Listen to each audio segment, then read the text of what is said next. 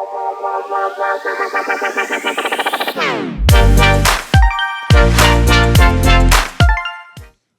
right, welcome back to Slide Into Sports, and it's an evening episode today.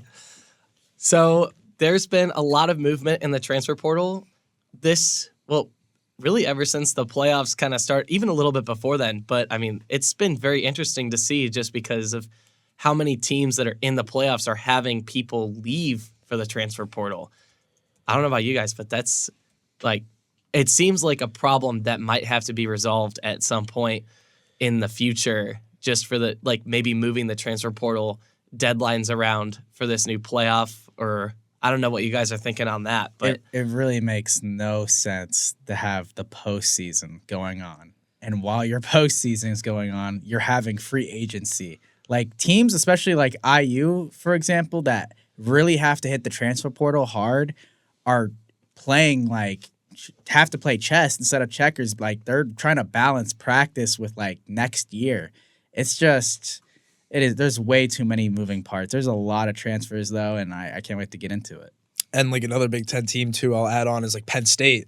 Drew Aller already coming back, and then you have the backup quarterback who's already off the team, and the season's not even over yet, which is kind of funny because if Penn State does win and he doesn't end up getting that championship spirit, that'll kind of suck for him. But yeah, no, it's kind of interesting. There's a lot going on, and obviously IU, they've had some signings and they've had some people leave, unfortunately. But yeah, no, there's going to be a lot of seniors that are leaving for IU this year. And obviously we have a couple of younger players, we have D'Angelo Pons at the cornerback position, and then obviously our front seven is still really strong with Aiden Fisher going to be a senior.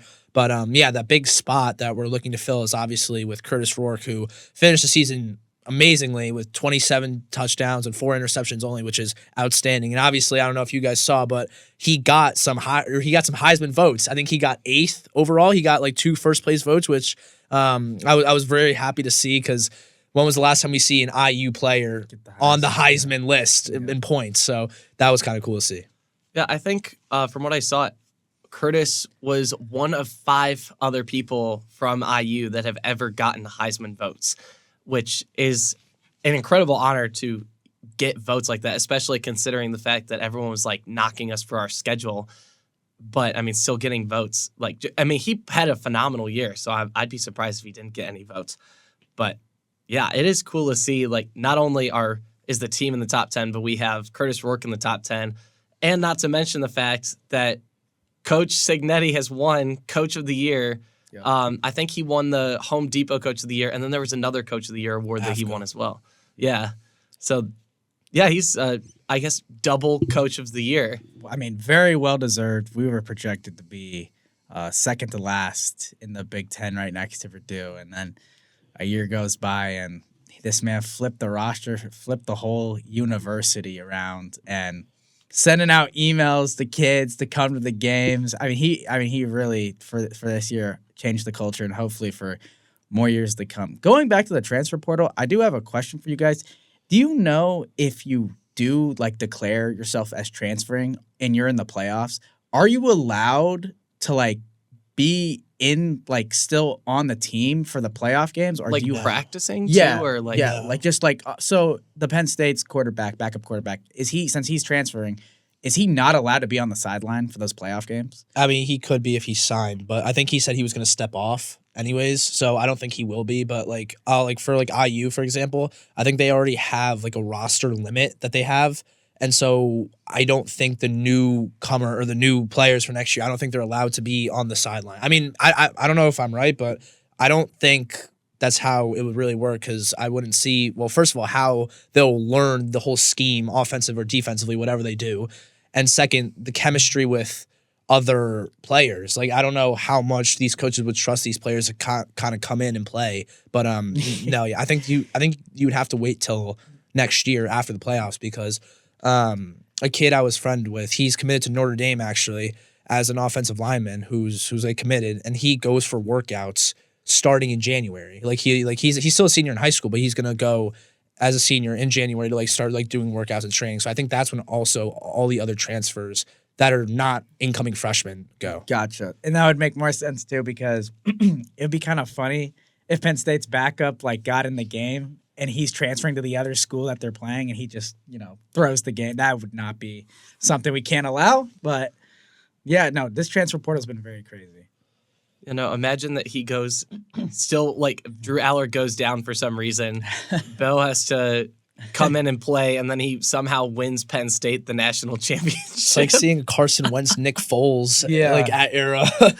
And obviously, like Mahomes got injured, so I saw some things where it's like if Carson Wentz comes in and wins the Super Bowl for the Chiefs against the Eagles, that would be hilarious. That is poetry in motion right there. That would be pretty sick. What do you guys think of Drew Aller coming back for a senior year? I mean, honestly, I'm not too surprised. I feel like he had a pretty solid year. He was one of the top 10 quarterbacks along with Curtis Rourke this year. Like, I think he definitely did a lot better than he did last year. Yeah. But I think like if he wants to improve his draft stock, I think he'd want to stay another year. Plus, also, I feel like he's in the mindset of winning a national championship with Penn State, and I feel like he is the guy that's gonna lead them to that. Just like this is gonna be his third year of experience in college football. And I think with all the movement that they're having, and it looks like they're putting in some work in the transfer portal as well. They picked up Kyron Hudson from USC. Yeah. So I think, and he's a wide receiver, so I think that's going to be huge, especially because Tyler Warren, I don't know if he's staying another year, but if he's not staying another year, like Aller's going to need some weapons to throw to. So I think they're already starting to make the right moves in the portal. Yeah. And Penn State always recruits well, too. That's another thing. So I think they're probably looking for a national championship next year. And I think they think, like, Drew Aller is going to be the guy that leads them to that next year. Yeah. Yeah.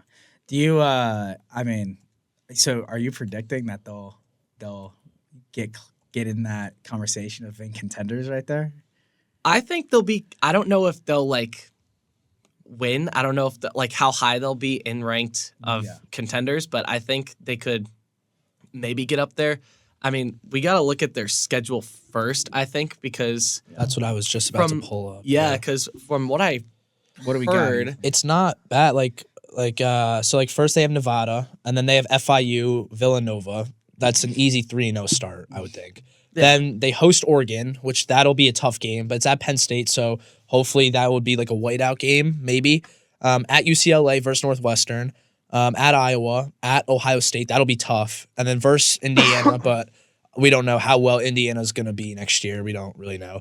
Michigan State, Nebraska, Rutgers. So, yeah, like that was the point I was going to get to. Like Tyler Warren, like he's been probably the best tight end in college football this year, like no doubt about that. And I think Drew Aller losing him, I think picking up Hudson from USC, I think that's ginormous. And obviously they sign amazing seniors in high school. I'd like to come play, step in next year, like learn from the best. But I think just looking at like the draft prospects, especially a quarterback, like you have so many that are going into the draft. And like obviously we don't know what's going to happen with Quinn Ewers yet. Obviously you have Shadur Sanders, you have Rourke, you have Jackson Dart.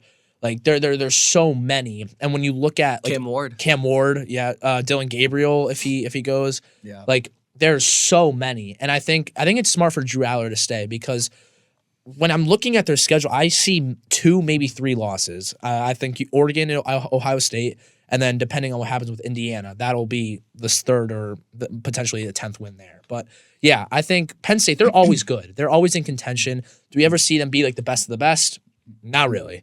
But I think Drew Aller, this is going to be great for his draft stock because everyone else is kind of moving out, and it'll really be just him and Ewers if he decides to stay to kind of just like run that QB system for the draft next year. No, yeah. Speaking of Quinn Ewers, there's rumors about him possibly hitting the transfer portal, which is crazy considering that he is in the playoff right now. I've been hearing stuff saying that he possibly could be getting $4 million from a Big Ten team. And a lot of people are speculating it's Ohio State since he has ties back at Ohio State. What would you guys think about if Quinn Ewers went back to being a Buckeye?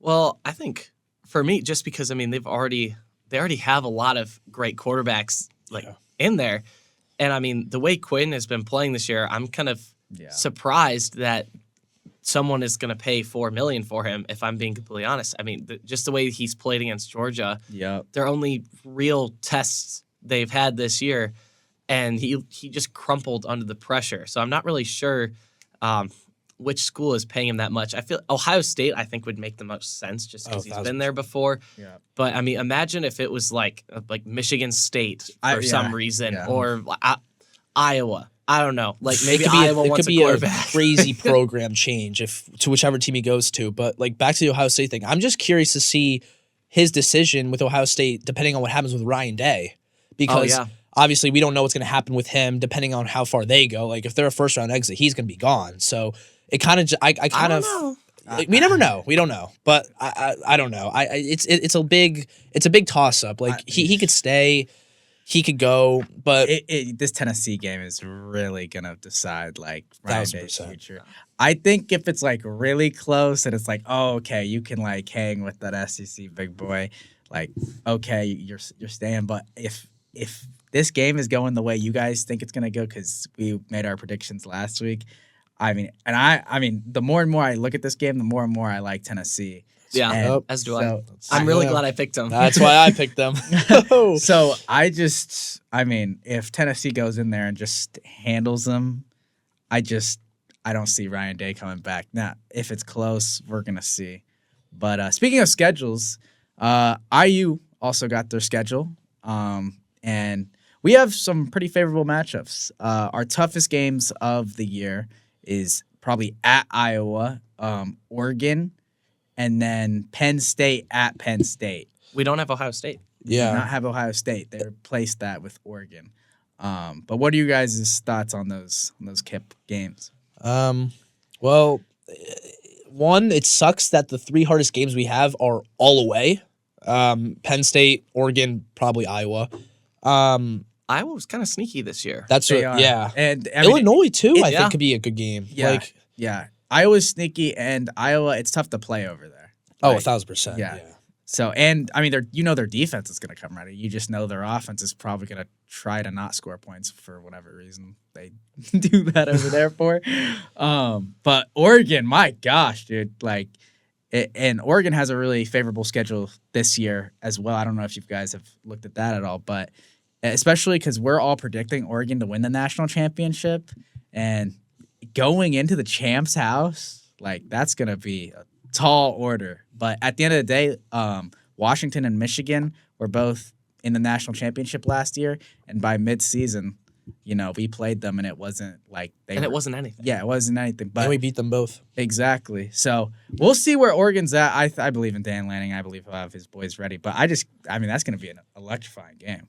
Yeah. I mean, I don't know. The thing with Oregon, I feel like they always find the oldest and most experienced quarterback in the transfer portal, and then they just pick him up, and then they just have him. Can you imagine go. Quinn Ewers going there? Honestly, that's what I was thinking. They're in the Big Ten now. Yeah, I didn't even think about that. Can you imagine Quinn Ewers wearing green and black, and we have to go to Oregon and play them? Or yellow and green. You see the duck coming out of the motorcycle, it's just Quinn Ewers behind them like they're ready to go. Dude, that would be insane. I actually can't even imagine that. But, dude, no, I mean, whoever they get at quarterback, Dan Lanning is very selective and matches the offense usually 90% of the time. They're still going to be one of the most fast and physical teams in the league. So yeah, I feel like Oregon is going to be a guaranteed tough game just because of how consistent they've been under Dan Lanning, ever since he's gotten there. I mean, he I think this is his third year there. Yeah, right now. I mean, he's already he has not had a losing season, I don't think. And he's just been doing all these great things with they keep getting he's bringing better them to a national championship, and they always seem to be getting better. And I feel like he also gets more psychotic, low key. I mean, I don't know if you guys saw this, but there's a video that circulated online of him during the Washington game taking a sledgehammer to one of the Washington helmets. During halftime, during his halftime speech, he's just taking the sledge to the gets them going. He's taking the sledge to the helmet. I was like, oh my, goodness. But yeah, no, that first, after our first 3-game stretch after our out of conference play, which is pretty weak. I think we win those games pretty handily. I don't think we're gonna have any problems there. But Illinois, Iowa, and Oregon just right in a row like that is going to be a big challenge for us. But then after that, I think it's pretty smooth sailing. We've got, Michigan State I have no clue what they're going to do next year. They every once in a while they'll have a unicorn year, and then they just kind of go back to being mid. And then the UCLA, I mean, they're UCLA. Maryland is kind of sneaky, and then Penn State, I mean, with Drew Aller, I feel like that might be a scary game at the end of the year. But then we end with Wisconsin and Purdue. And Purdue could also be a very interesting game next year as well. Because get that. I know. But they just fired their coach, and they picked up the head coach from UNLV. And I'm thinking, like, they could have, like... They're in such They're a... not going to make a one-season turnaround. They're in such a bad spot in Indiana, like, sandwiched basically between, like, IU and South Bend. Northwestern. South Bend. Purdue, like, I think, sure, maybe in a couple years they can be going back to being mid, which is what they'll always be. That's being generous. That's being generous. Yeah. But I don't know. Also, speaking of scheduling, Ohio State opens with Texas. So Oh, yeah. that's if Quinn Ewers does go back to Ohio State, that'd be a hostile environment, I guess. I'm interested to see the best. I think the best Big Ten game, if it works out, is Michigan Ohio State. We get to see the number 1 and 2 QB prospects going at it. Hopefully, Yeah. that would be probably my game of the year if I were to pick one. Like looking at all the Big Ten schedules while we're on that, Yep. I think that's a big game. I think for both teams. But one thing I noticed about IU's schedule is the only team that we have not played in the Big Ten for this year, next year is USC. And obviously Miller Moss, he's gone now. So I'm curious to see what they kind of do down in California now. But I would have loved to see what happened if we got to play USC, whether it was here or there, because I think that would be a good game. I think that would be like a Wisconsin type game where it's going to be close. Like they're obviously not like best of the best, but they're not damn near like Purdue. So it would kind of be like a toss up and maybe hopefully like a schedule booster if we get that win. But no, I think this will be a tougher schedule than this year.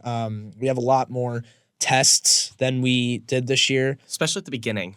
Yes, obviously, like Illinois, Iowa, Oregon, like there are 4 ranked teams this year that we are playing next year. And this year we only had 1 with Ohio State. So strength of schedule is not going to be an issue next year when looking at the conference. But I see us maybe going 9-3, 10-2, hopefully 10-2, because that'll give us a push into the playoffs if it works out that way. I mean, I think it's like the schedule obviously has a lot of tests, but man, it can instantly change. Like strength of schedule and stuff just depends on how these teams play. Like maybe Illinois isn't who we think they are. And maybe Iowa remains the same sorry and sucky offense that they always are every year.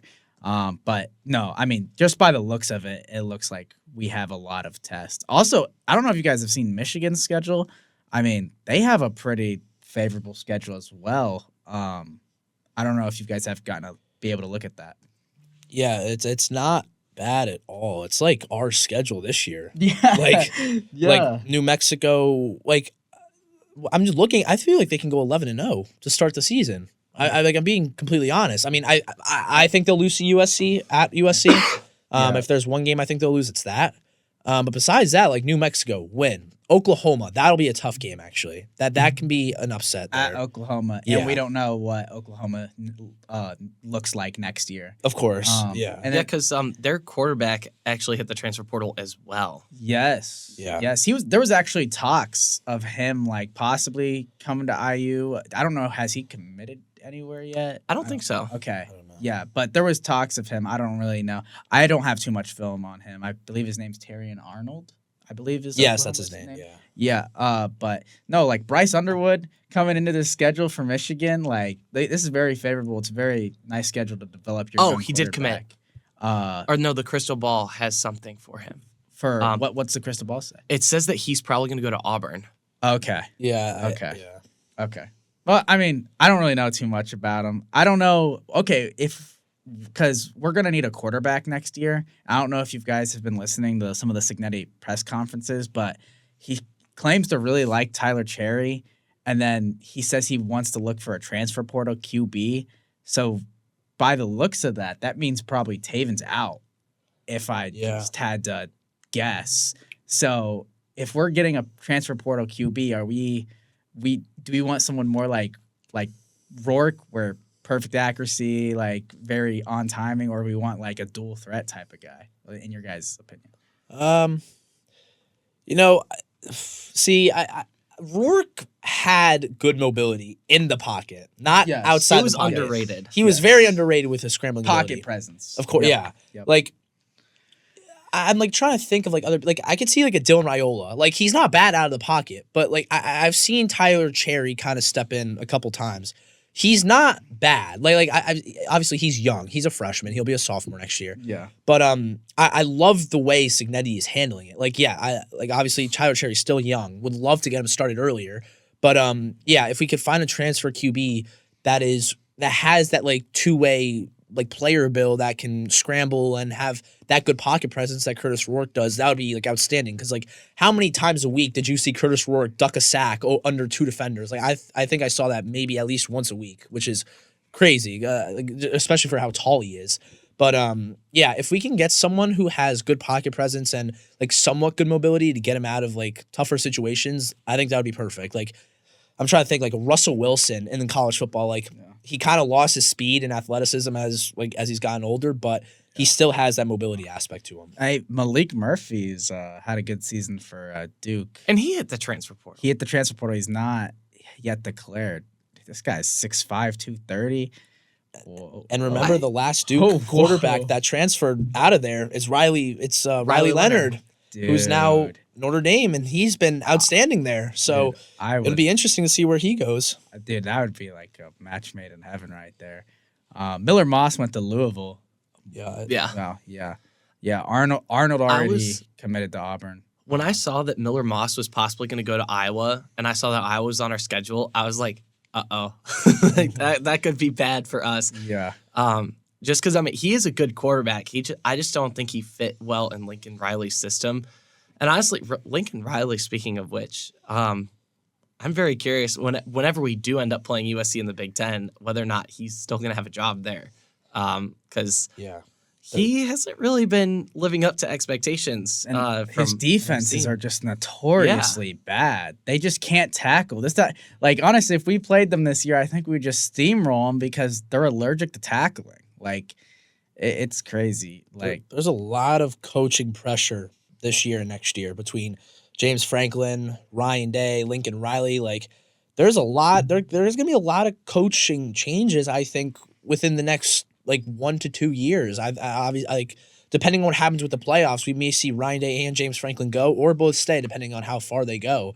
But yeah, like Lincoln Riley, that's another good story. And yeah, that's why I said I would love to see IU play them at some point because like playing in California or playing in Indiana, those are two very different things. And I think we saw that with the Michigan game this year. Like I was saying, like I don't think I've said this to you guys yet, but I was just saying, if we played Michigan in the house, I don't think we would have made the playoffs. I think we would have lost to Michigan, and I think we would have been a 10-2 team that because of our strength of schedule is so bad, we would have been out. Especially if we were already the 10 seed and we went 11-1. I don't think we would have made the playoffs. So I think there's a lot of like controversy between like all the coaches and like all of it. But yeah, there's gonna be a lot of changes within the next few years. Also, kind of going back to the quarterback dilemma with IU, who we're gonna have.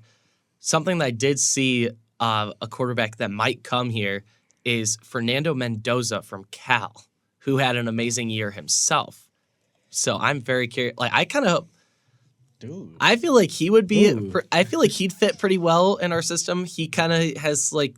He's kind of like Curtis Rourke in a way with like his passing and stuff. But. Yeah, and Cal had because I remember when me and you, when it was just me and you, Ryan. Like we talked about Cal and how they've kind of been that like ACC stunner team that we've kind of seen possible upsets. Like we talked about, they almost beat Miami. Yeah, that's the 1 point game against Miami. Like we talked about that and just how close that he got with Cal to like winning some of these bigger games. And obviously things didn't turn out like the best. I mean, they went 2-6 in their conference. They finished 6-6 overall, which isn't even bad. So if a couple of those games went their way, they could have very well been a plus 500 team. And like obviously their losses, like SMU, that was pretty bad. Cuse, they only lost by 8.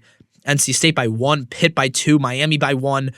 Like they played some great games. And obviously, I'm curious to see how he does against UNLV in their bowl game, because UNLV, they've been a solid team this year up to this point, still ranked in that top 25. But yeah, I think Mendoza would fit perfectly right in, and he would just kind of be another mentor to Tyler Cherry, which Signetti talked about could kind of step in next year as a junior and hopefully kind of just take over once Mendoza leaves. Yeah, and I don't even think Cal was supposed to have like that great of a year in the ACC either. I think kind of like IU and Arizona State, they were projected to be towards the bottom of the conference. Yeah. So you guys want to hear they did something? some work over there. You guys want to hear something crazy? Marshall's like entire football team transferred. Oh yeah, like their entire team. Like they can't even play in the Independence Bowl against Army anymore because they have no players. The coach left and took everyone. I mean, dude. They didn't extend his contract. Yeah, they didn't extend his contract. They couldn't like work out a deal. But it's weird because the coach is going to like the same conference, like to a different team, but it's the worst team in the conference. I forget which team it is, but it seems like not even a lateral move. That's like a downward move unless they're paying him like insane bags of money. Like, why would you go to 0-8 team in your conference? Like, I don't know. The transfer portal's crazy, man. Kind of similar to what happened this year with us.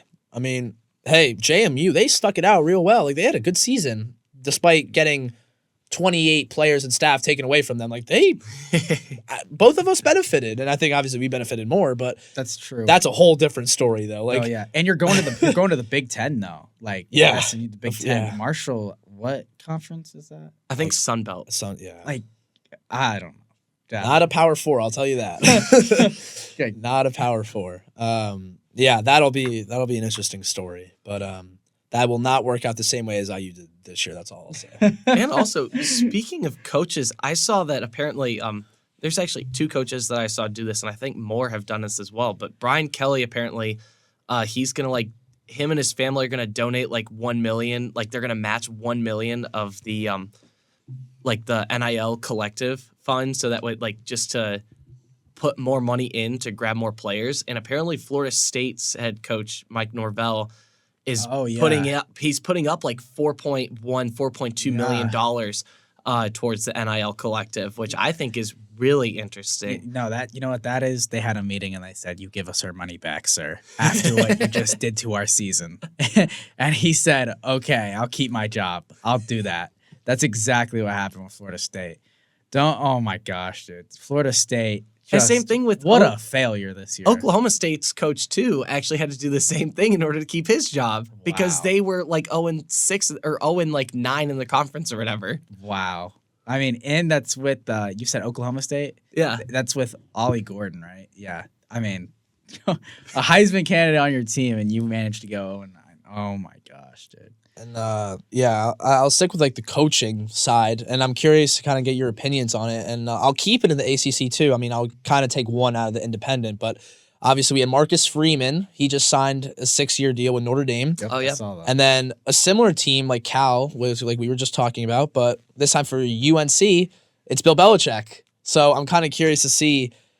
Or to hear what you guys think about Bill Belichick signing, how much better he's going to make UNC as a team. I mean, they went 6-6 overall. It's kind of same spot as Cal, 3-5 in the conference, a 1 game better, but still at that bottom half of the ACC. So kind of curious what your guys' thoughts are on Bill Belichick signing with UNC. Ryan, you go. I guess I'll go first. I think Bill Belichick signing with UNC is a very interesting move, both by him and North Carolina. Just because I feel like college football is going into a different direction. And I feel like Bill Belichick kind of brings this different aura of like old school, like classic football, but he's also bringing something different to the table. Like he's not necessarily bringing money to the table. He's bringing like his idea of like a pipeline to the NFL. Like he's like, if you care more about like getting into the NFL and making the actual money, come to UNC and like learn from me. Like a Deion Sanders exactly, type kind of like Deion Sanders type coach. Except Deion also is kind of with the money. He's like more, I feel like he's more in tune with like NIL and how to utilize that. But Marcus Freeman, I think ever since the NIU loss, I feel like he's kind of changed his approach with coaching at Notre Dame and just the things he's done in the transfer portal already this year and recruiting. I think Notre Dame made a great decision in keeping him around. I think he's also one of the younger coaches that's in college football right now. I think, well, right now the youngest is Kenny Dillingham from Arizona State, who, I mean, shout out to him. He's 34. Spectacular season. Yeah. He's insane. Yeah. Easily a it's candidate just- for coach of the year. Yeah, he honestly, if it wasn't Signetti that won, it should have been him. It would have been between those two for me. But yeah, no, I think Notre Dame sticking with Marcus Freeman, probably a smart move.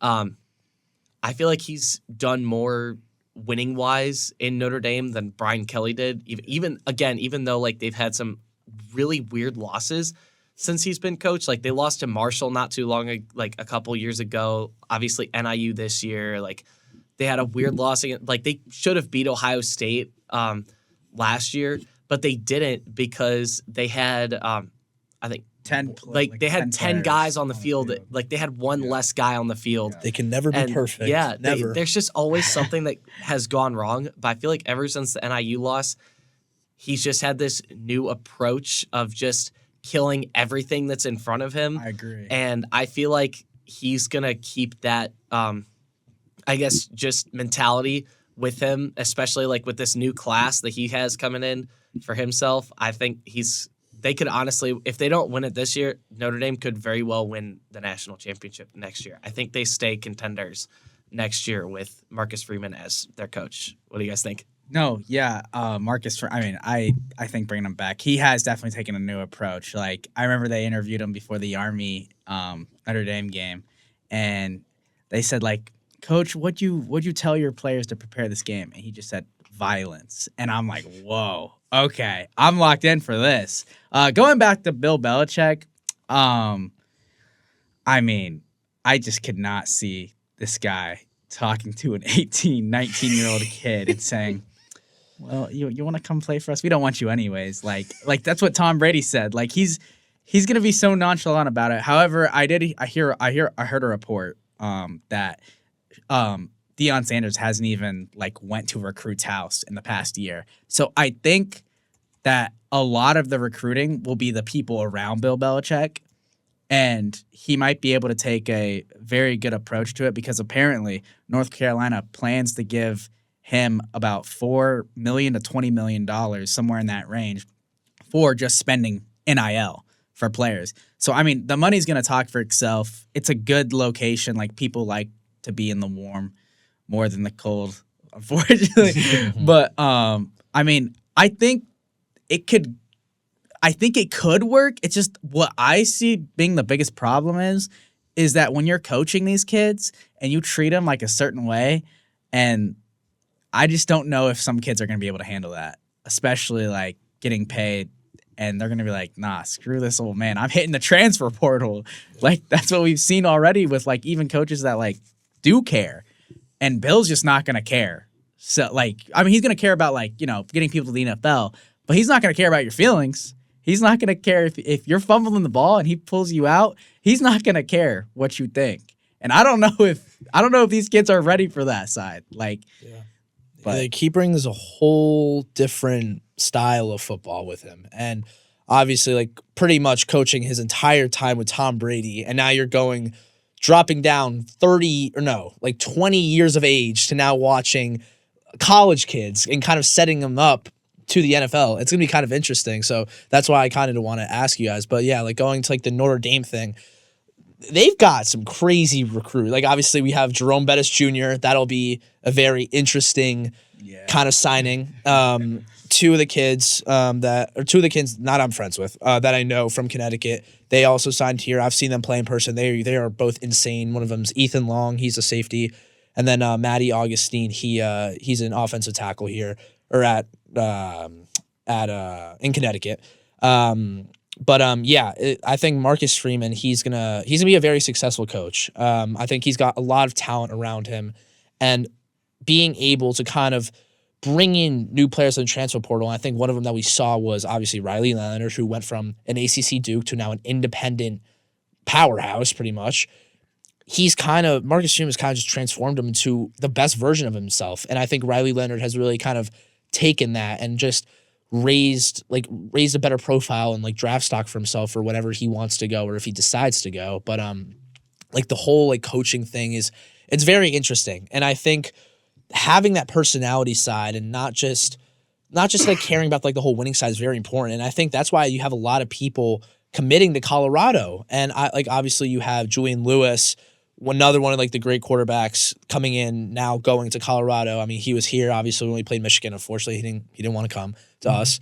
But yeah, it's great. And like obviously like we saw him at the Heisman Trophy presentation with Travis Hunter when he won it there, kind of like cheering him on. And it's so good to see because like I don't know if you guys watched the whole like ceremony and stuff, and like they had each of the candidates like sit with their parents and like a reporter and how they like talked, but it wasn't his parents, it was Shadur and Primetime. Like it was good to see out of Prime, and he's such like a heartfelt guy, and I think that's what a coach needs to have, and Bill Belichick doesn't have that, but he does have the rings under his belt, which I think that can kind of make up for it. But yeah, it'll be interesting to see. Yeah, it's good that you pointed that out too. I think because I feel like Dion, he's more of like a father figure like coach that definitely. I think out of like all the other coaches, like I feel like he's more of like a dad to like all the guys on the team. Bill Belichick, if he was, I feel like if he was like compared to a dad on the team, he'd be like the dad that would like yell at you all the time or something. I don't know, like.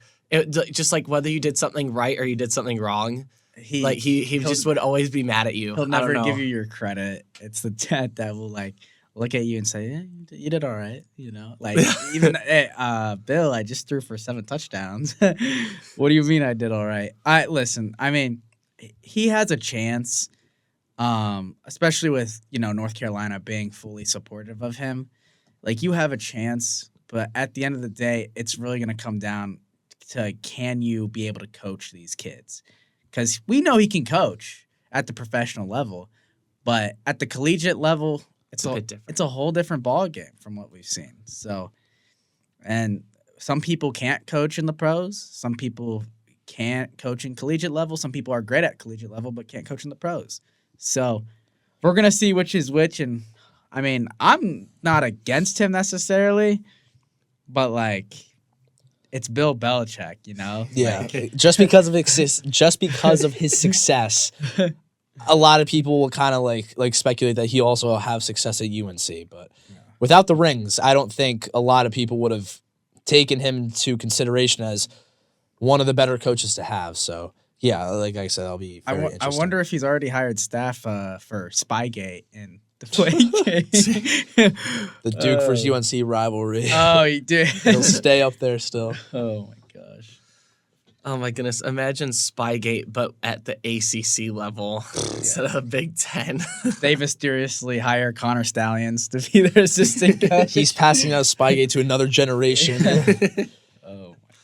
Except instead of another generation like down, he'd be passing it up because Bill Belichick is, he's older. Yeah. So, yeah.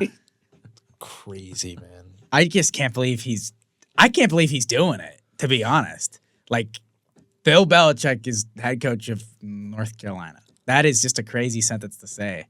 Like, I didn't think he would do it. I thought he was going to stick around in the NFL, but apparently I don't think the NFL didn't really give him that many offers. Believe it or not. But yeah. It'll be interesting. NFL and CFB have just become two different stories and two different like games, I guess you want to call it now, in terms of being a coach. Yeah. I don't know though. It'll be interesting. I think the game is definitely a lot harder in college just because it's kids you're trying to manipulate now instead of like full grown adults pretty much at the time. But yeah, it'll be interesting, like between the whole transfer portal, the whole like college football playoff thing now. It's going to be interesting. And the break he's had from coaching in the NFL to now kind of dropping down a level and setting these kids up to go to where he got most of his fame from, it'll be very interesting to see like how it all like will kind of play out for him and for UNC as a program. Yeah, I agree. Yeah, it'll be very interesting for sure. I mean, I honestly thought it was just hype at first when I saw that like he was going to be going to UNC. Like I was like, oh, there's no way he's going to be going back to coaching. especially at the college level, the way that it is now. I mean, Saban didn't even want to stay. He was like, I'm out of here. Like when he saw that that NIL was kind of the way that college football was going. He was like, I'm out of here. Like he was like, nope, I ain't coaching anymore. And speaking of Saban, go ahead. Oh, and I mean, Belichick is older, than Saban. And I feel like especially at the professional level, like it's just like you guys were saying, like it's a completely different style of football. So I'm very curious to see how he's going to adapt to not only like the players, but also just the style of play that is college football. And I don't know, because I feel like we've been on like the coaching topic for a little bit. So speaking of like special, special, what about the Heisman winner? We talked about, obviously, Travis Hunter and Ashton Genty, both very special players. Do you guys think he deserved it? I don't know. I think he did. I wouldn't be mad with either of them winning. I think Travis Hunter, he was great on both ends of the ball. Not obviously like best of the best at one or the other, but he was very, very good at both. And obviously, Genty, he can very well break Barry Sanders' record for most rushing yards in a season in college football. So kind of interested to hear what you guys think. I'm a firm believer that Travis Hunter was elite at both sides of the ball. I mean, I think he was one of the best DBs, if not the best defensive back in the nation. And wide receiver, I mean, he's the most targeted receiver. And they know where the ball's going, and they still can't stop him. Like he's like a unicorn. Like you don't see those like going around very often. Ashton Genty, like you see a lot of good running backs. I feel like he did have like a special year, especially getting close to breaking Barry Sanders' record. But Barry did that in like 11 games. They don't even count Barry's bowl games, which he had like 300 yards rushing, just insane numbers. But Ashton Genty did good. I just think also the conference he played in plays a factor in it, unfortunately. But, I mean, it is what it is, and it is a different level of play. And if he was playing in the SEC and getting hit by a 6'4" linebacker as opposed to like a 5'11" linebacker, like I could see the argument for that. But at the end of the day, they're just two great players. Yeah. I think what did it for me is just the two sides of the ball at an elite level.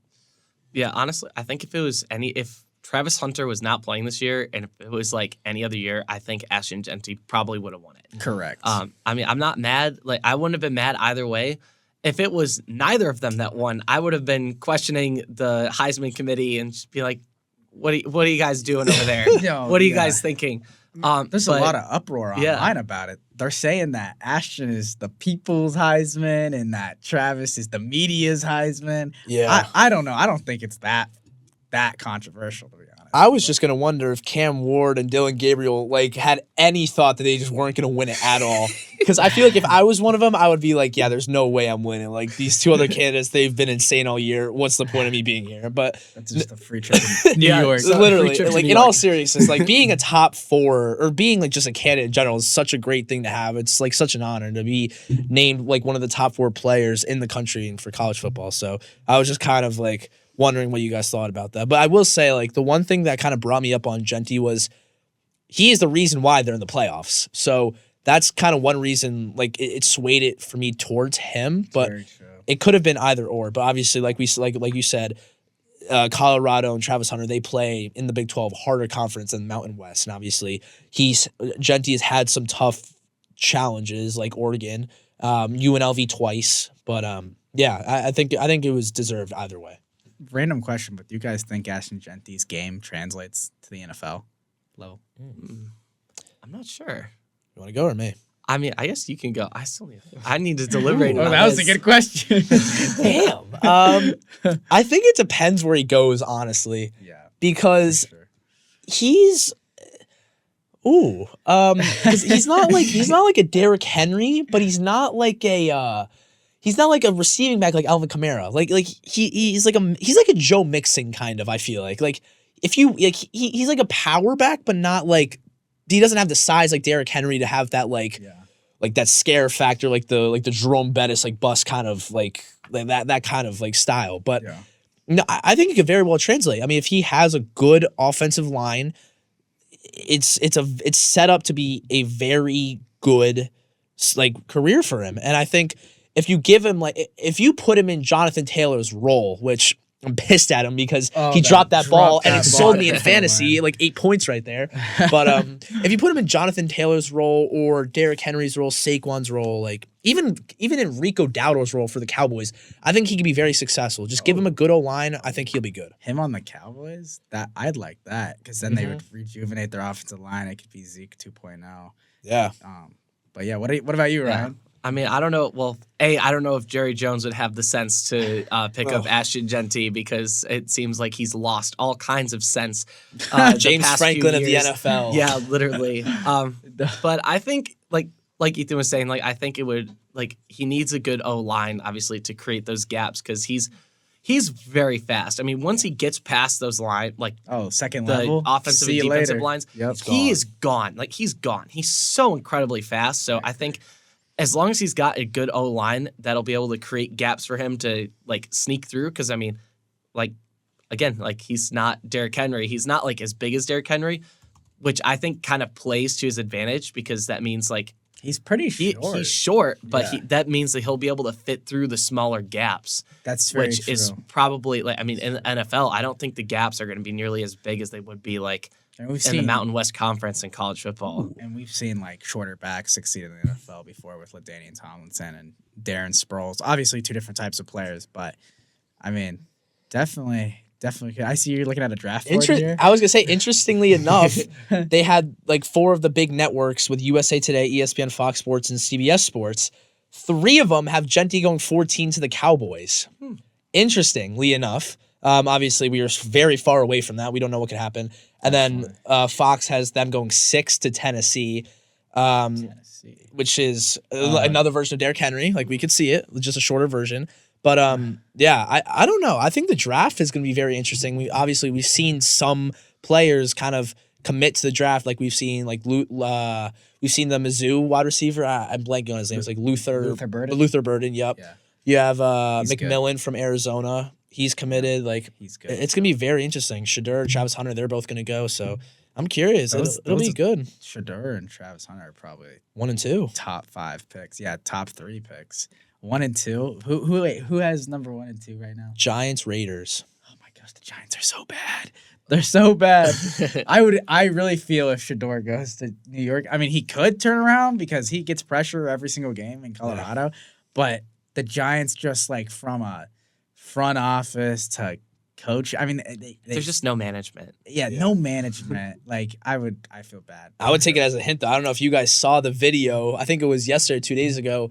Malik Neighbors and Shedeur on the streets in New York passing the football back and forth. Take that as a hint, Giants. This is your man now. I will say Shedeur and Malik Neighbors, that would be a match made in heaven. That'd be deadly. If you could protect him, it's gonna be golden. It's damn near impossible for the guys at MetLife. That's all I'm gonna say. And it's just sitting right in front of them. They just gotta make the decision. And the Raiders, I think another Raiders is the other place that I think Shedeur was probably going to go to. Oh yeah, because he was posting a lot of Instagram stuff about every time the Raiders won, he posted something, and it was connected all in this weird way. Oh my gosh, I love draft season because we're getting closer to it. But wait, who'd you guys pick? Travis Hunter or Shedeur? Or would you go a different direction? To what? First pick? First pick. First pick. It depends who has the pick. Doesn't have to be those two. Okay, Giants, for example. Oh, Shedeur. Okay. Yeah. I would 1,000% go Shedeur. Yeah. Shedeur. If it's the Patriots, I'll go Travis Hunter. I still trust Drake May. 100%. And giving him another weapon. Well, it depends what side of the ball he plays. But Travis Hunter. If it's the Raiders or Giants, I'll take Shedeur because neither of them have a quarterback. If it's the Patriots, I will take Travis Hunter. Or Jacksonville, I'll take Travis Hunter. As a Colts fan, I would trade everything to get Travis Hunter. I'd trade our first 3 first-round picks to get Travis Hunter. That's ridiculous. Okay, Damn. That's a little bit of an overreaction. I wouldn't trade 3 first-round picks. I don't know if you guys ever watched the movie Draft Day. Oh, that's with Kevin Costner. That's like one of my No. favorite movies. It's of so all time. good. I love that. Dude, movie. he actually Never does. watched He it. actually does trade his first 3 draft picks, and That's then he absurd. somehow gets them back. Oh, you gotta watch it, dude. I've Kevin- never watched it. It's so good. I'll write that down. Actually, I'm staying up all night, so yeah, Draft day, I'll man. watch it. Yeah, it is. It's Great. such a good movie. He fleeces Seattle after he gives them the 3 picks, and then he takes them back. It's Yeah, like, because he makes the deal with that's Jacksonville. Oh, dude, it's perfect. The dialogue in that scene. It doesn't make sense. Like logically, it shouldn't probably happen, but it's such a great movie. Oh my god, That'll be great. Yeah. I'm curious to see what happens. Like, because like this is like one of my first years following college football. So when the draft comes, I would never really be like totally into it because I'm not following college as much. So I wouldn't know many of the players except for like maybe the top 10 picks because they're all just like insane. But like no, like this year I know like a bunch of players. So it's like the draft is a lot more like important and just like kind of like fun to see now that you like follow these college players and you're like you're in college, so you kind of like get to experience like it all with them except being on the field, obviously. But I'm curious to see where Curtis Rourke goes because obviously we're all going to be rooting for him no matter which team he goes to. I mean, obviously he won't be a first rounder, but hopefully he'll be in like the top 4 rounds, hopefully like a third rounder, which is what I've seen him be projected to. So I hope he goes somewhere decent and is successful throughout his career. No, yeah, same here. Curtis Rourke, I mean, if he's on the right team, I mean, you never know. Some of these college players play like way better in the pros for whatever reason. It's probably hard work and fit. Fit is such a big thing. Like Travis Hunter, like honestly, like on the Patriots, that'd be such a great fit because they already have their starting quarterback. Like they need more defense. Him and Christian Gonzalez. That would Oh be my gosh, tough. those are locks. Oh my gosh, we got to do a draft episode sometime. I'm getting hyped up just thinking about it. I think as long as Curtis is not on the Jets, I think he'll low-key be fine. I'm not gonna lie. Just get him away from MetLife. That's all Just we need. get him away No from Giants, no Jets. Away from MetLife. That's all we need. that would be amazing. I could see him being on the Saints, being the next Drew Brees. Well, they got Spencer Rattler now, so I don't know how No, yeah. much they're looking for a QB. But No, yeah, I know.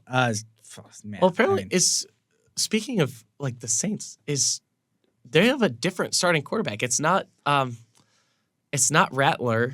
it was and it was weird because they weren't Yeah. starting Rattler in that game against the Commanders this past Sunday, but then somehow he got in the game because something happened to the original starting quarterback, which I don't even know what the guy's name is.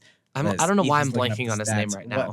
Who is the it quarterback for the was Saints? Jake Hayner. Yeah, Jake Hayner, and then Spencer Rattler came in. He actually didn't play that bad. I mean, No, Rattler played pretty good. They had a chance to win. They went for 2. They didn't get it. But completion percentage. And he didn't have Kamara for the time he was in, I don't think, because he got hurt on No, that yeah. touchdown catch. Kamara did get hurt. But, I mean, yeah, I don't know what's going on with the Saints. I don't know what's going on with a lot of NFL teams. But Yeah, I feel like I've been so detached from the NFL just because of how like Good we've focused been. I've been on Yeah, college yeah. football. Like there's just been so much chaos going on that it's been hard to like pay attention to NFL football. Like it's just, of course. I mean, there's even like the whole new like kickoff rule thing. Like I saw. Oh, and you have to declare yeah. onside kicks now. Oh, God, that I don't- Lions I don't know game. if you saw the Oh, Lions my game. God.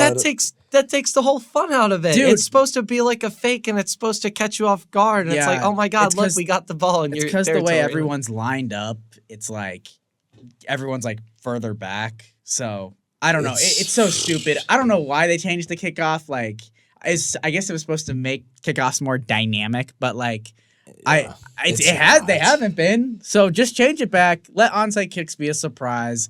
Like, Also, the amount of like roughing the passers and like bad Oh my hits I've seen. God. Like I saw in the who did the Chiefs play last week? But not the Browns. They It could have played been anyone. It could have been anyone. I know it was the Chargers. It was the Chargers. I Yeah. saw this. Yeah, I saw this yeah. clip. Isaiah Pacheco. He got like a dump off, and he kind of like lowered his shoulder to like, kind of like yeah. he wasn't leaning with his head. He was leaning with his shoulder to kind of like get extra yardage. He got a $45,000 fine for that. Wow. Unbelievable, by the way. Wow. If you guys haven't seen the clip, go look at it because it is actually crazy. I was mind blown when I saw that on Instagram today. I was like, $45K for lowering your shoulder. Like that is someone's full year salary right there. Like that is unbelievable. Dude, Like, the NFL has so many penalties too. Like you're saying, like little stuff. I don't know. Like I feel like college isn't as slow. It's for backyard some- Yeah, football. I feel like college Yeah. football isn't as soft as the NFL. I Which feel is like it's a lot more crazy. hostile and which is crazy. Yeah, except for the targeting stuff. When you get ejected for a whole That's the game. best part of college football, though. When like you get ejected for a whole game, and then sometimes it's like a half, and then another half, and it's like, oh, well, now he's not. Now my best player is not even playing for a whole. I think that's whole what happened game. with one of I forget who it was. Someone on Texas or Georgia. Didn't he get? Or no, maybe it was Boise. no, you might be thinking of Oregon, Ohio State. There was someone that like it was like a wait. personal foul. Like he spit on one of the Ohio State guys, and then he got kicked off. No, it was a late. You're thinking of Georgia and Texas in the SEC championship when Yes. Gunnar Stockton got his head blown Yes, off that's who it was. Oh, yeah, and that's right. he's out for the first half against Clemson in the playoff In game. the playoff game, Unbelievable. which is crazy. That's the fun part. It was so funny, and like I saw the hit. Was it? It was ASU versus who do they play in the Big 12 championship? Iowa State. Iowa State got blown up. That man got rocked. That was great. Like you'll never see that in the NFL ever again because you have to lay them a blanket and a pillow and then place them there to like get the sack. And then you got the sack. Yeah, Man, I miss the days, man, when like, I mean, this is obviously it's not healthy, but like, it's fun. you know It's so much more fun. you guys know that Here Comes the Boom edit. Yes, that's what I was exactly gonna say. Dude, we need to bring those days back. It wasn't like that long ago. You're getting paid too much money to just play like This that kind is of a conservative. this is a dangerous sport. You chose to sign up for it. Like, come on, man. But whatever, I understand. CTE is a thing. We gotta keep him I safe. think Ryan Day is CTE and James Franklin. And the Ohio lawmakers over there. Bro, what is up with that? What a bunch of crap. That guy is a loser. They interviewed this kid went up to him with his like phone and started videoing this guy. He's like, well, why did you do the bill? And he's just like saying, oh, you think we can have fans getting hit by players and our cops are pepper spraying them? I'm like, dude, shut your mouth. Like banning the flag planting, like you guys are just the biggest sore losers ever. If you are an Ohio State fan and you're mad about the Michigan planting the flag, I got news for you. You should have won the game. This is the You worst had Michigan 60 minutes to defend ever. your honor. Yeah. I hope Tennessee wins. You know what? If I was a coach, oh my God. if I was a coach, I would have been like, you know what? We're gonna watch them plant the flag, and you're gonna remember that for the rest of your life. And then when we play them again next year, that's gonna be with you. That's what Dan Lanning would do, probably. Like the last thing Ryan Day sees on his field is the Tennessee flag planted right in the middle of the O, and then he's out. That would make my day. I don't care if Indiana loses. That's what I want to see. I hope that's what happens with SMU. I pray for it. Honestly, at Oh that my point, if I was God. Ryan Day, I would just plant the Tennessee flag in the middle of the field myself. Oh yeah, before the game, it's like boom, done. I saw a meme where it was just like, oh, Ohio State will have a light show, confirmed. And it was just like a big lettered font that said, if you lose, you're fired. Oh, gosh. Oh, I would pay to see something like that, or just like a plane kind of fly over with like a sign that says something like that. That would be. Oh my God, that would He's be like, so I'm so fun. screwed. Yeah, that would be, This has been our most fun episode. I'm not gonna lie. Yes. No, There's just the been nothing plain- going on. yeah. We're just talking about random stuff. Like I was gonna say, we got to a point where we're talking about NFL now. Like, what has changed? We're talking about Here Comes the Boom edits. Like, It's oh a my- late night episode. This is We're perfect. chilling. Like, This is we're just- perfect. Oh God. Oh my God. Maybe we need to do more late night Dude. ones. I mean, hey, it's right before break. We're all about to go home. We're excited. We're getting to the point we get to see IU in the playoffs for the first time since I don't even know how long now. But yeah, it's great. This was a fun episode. We got to talk about a lot of different stuff, and it was it's kind of great. Yeah, for sure, guys. Yes. For And we got sure. to I think the end where he just trashed on Ryan Day was definitely Oh, a great God. way to end for sure. I'm Because telling I mean, you, When we come back, he if might not be there. if SMU beats Penn State, this is all you'll hear me talk about for an hour. James Franklin is done. That's all I'm gonna say. I gotta see Ethan's Snapchat story after that. After I'm that happens. excited. I don't think it will happen, but I'm rooting for SMU. I don't- yeah. Now I am. Just wait. Just you wait. yeah, no, I think there'd be a lot of people that'd crash out, but it would be, I think Ethan's crash out on social media if Penn State lost would be so You're gonna see funny. like reposts on my Instagram stories of just straight Penn State, Penn State, Penn State, Penn State. James Franklin gone. It's like, how long is this? Oh god. You guys know like the influencers that just post like the longest stories ever, and like you just like Spam through. You keep spamming because you're like, oh my god, I can't get through this. Yes. That's what Ethan's gonna be doing. You literally go like this all the way down. James until Franklin, you're you are a done. fraud. People You're will think even I'm more like a an fraud. SMU fan, just like looking at all that. Ryan No. Day stinks. I'm just a James Franklin hater, guys. Don't hate. Oh my God. Well, I think we probably should try to find a way to, I guess, like schedule stuff over break, like over Zooms, just because the have to the be. playoffs, like we have to. Initial reaction. Yeah, we if, have like to do IU initial- pulls off an upset or Penn State gets beat. Oh, no, 100%. Penn State loses. I'm gonna make a speech if Penn State loses and rant about James Franklin. Just you wait. Just you wait. Oh my god. Oh my God. I need to see it. I can't stop laughing. That's so funny. I low-key want Penn State to lose just so I can hear the speech. Oh man, what an episode! That was great. For no games, we got a lot talked about. That was Yep. amazing. Oh my god.